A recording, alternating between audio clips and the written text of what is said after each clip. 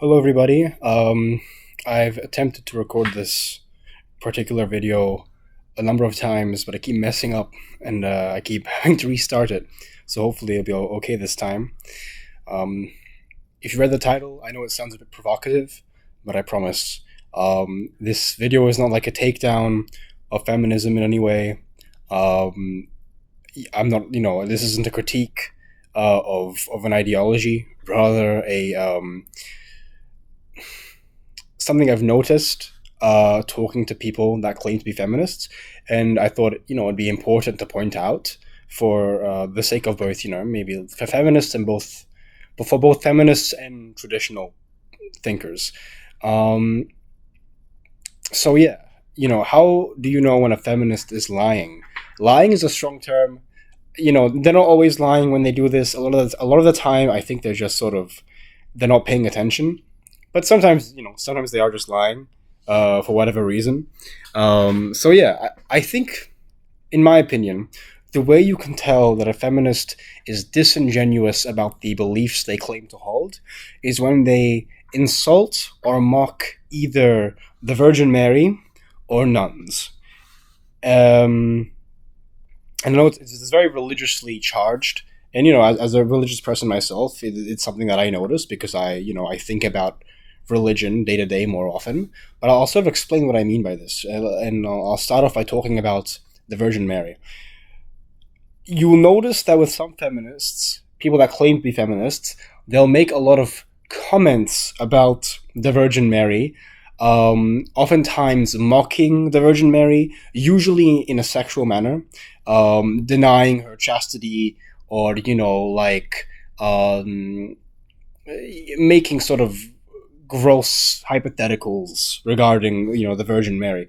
And there's an issue with this, right? In that if you're a feminist and you claim to be somebody that values the dignity and the honor of women, and then you go ahead and you make fun of the most dignified and honored woman probably in the history of Western religion, or just Western history in general, then I think it's fair for people to sort of raise eyebrows, and you can say, well, they don't actually believe that, the Virgin Mary was this. They don't believe that Virgin Mary was actually a virgin. They don't believe that she was the mother of God. But that's sort of not the point, right? It's the matter of what the Virgin Mary represents. Because if I,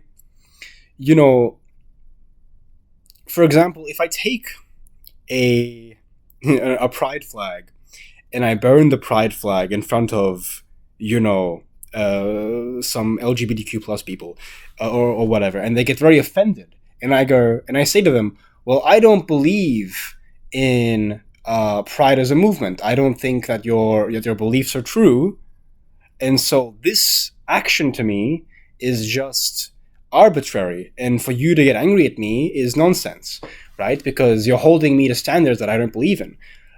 That's unfair, right? Because in a sense, despite me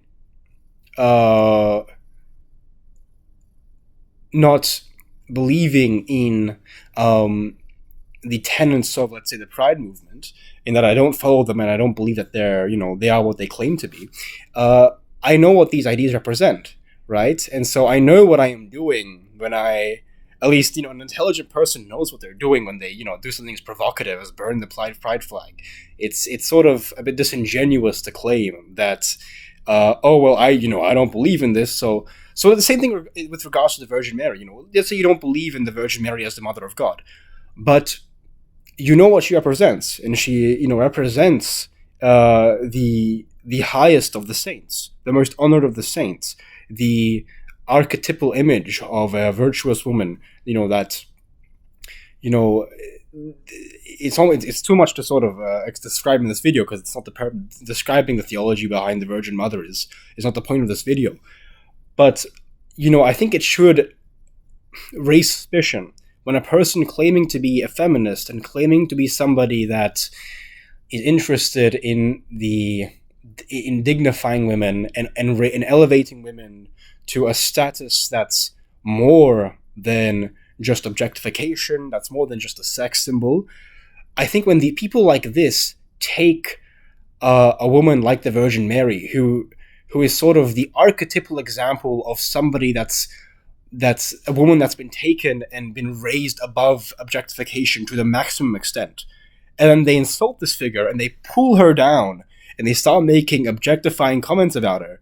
It's like, hold on, do you actually believe the things you claim to believe?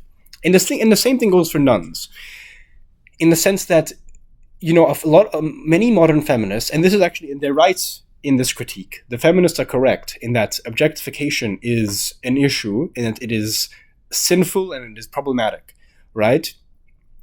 And so I become so confused when people claiming to be feminists make this sort of insult nuns, and they make fun of nuns, and they do this thing where they, in Halloween they'll dress up as a sexy nun, right? They'll dress up as the provocative nun, which is just, if anybody claiming to be a feminist does this, like, there is something so, there's a massive ignorance to this that is very problematic, in that you're taking a woman that, as a form of rebellion against objectification.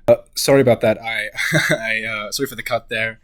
I forgot the name of something. So anyway, what I was saying is, when people claiming to be feminists insult a woman who, as a rebellion against the objectification of her body, as a rebellion against a world which chooses to view her purely by her physical beauty, she joins a spiritual community, a convent, and she says to the world, no, I reject this standard, and instead I'm going to, because the nun believes that true beauty is in a Christian sense, is the inner beauty. It's as Paul says, the inner person. That is where the true beauty lies. And a nun chooses to sort of live that life of inner beauty, of the beauty of the soul, the beauty of virtue. And when young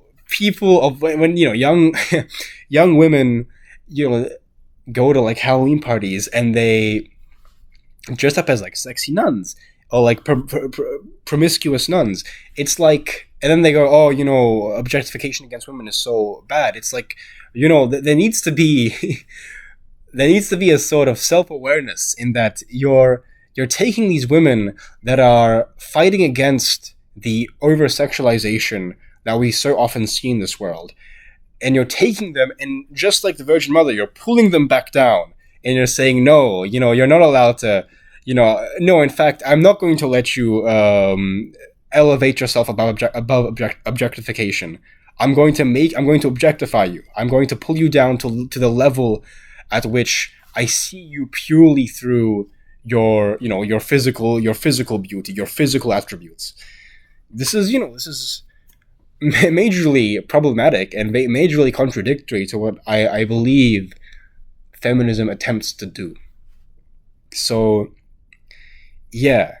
And I mean, there's obviously, you can say like, well, the feminist vision is that sexualization is not problematic, because this is a conservative view of the world in which, if you sexualize yourself, if you wear sexual, like, revealing clothing, that this is a problematic thing. And as feminists, we want to sort of reject this standard. So when we dress up as a sexy nun, this to us isn't a bad thing. And okay, you can say that, but I feel like that creates a rift between some feminists and others, in that, like, if I, and I think this goes for most people, that if I sexualize somebody, and then I say to them, oh no, it's okay because I don't believe that sexualization is a bad thing, they're still going to be upset by it, right? Because it's, intuitively, there is something demeaning to that, regardless of what ideologically you might think. So yeah, that's my thoughts. Let me know what you think. Yeah, bye.